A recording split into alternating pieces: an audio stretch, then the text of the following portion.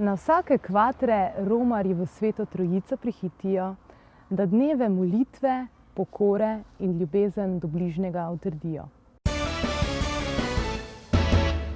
Jesensko žegnanje v Sveti Trojici v Slovenskih Goricah bo tudi letos tradicionalno potekalo na zadnjo nedeljo v septembru, torej 30. 9. 2018.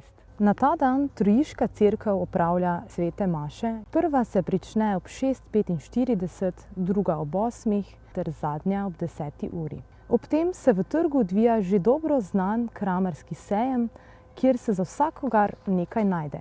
Letos bo na žegnanju ekskluzivno tudi srečanje godb pri Sveti Trojici v organizaciji Slovensko-goriškega pihalnega orkestra KD Mol Lenart, na katerem bodo poleg slovenskih pihalnih orkestrov nastopile tudi godbe iz sosednjih držav, iz Avstrije in Hrvaške. Prireditev se bo pričela s povorko v Trškem jedru ob 12. uri in nadaljevala pod šotorom na šolskem igrišču, neodvisno od vremena. Prireditev bo povezoval Vinko Šimek, poskrbljeno bo tudi za jedačo s peko vola. Zatorej, Romar, spet pri nas postoj.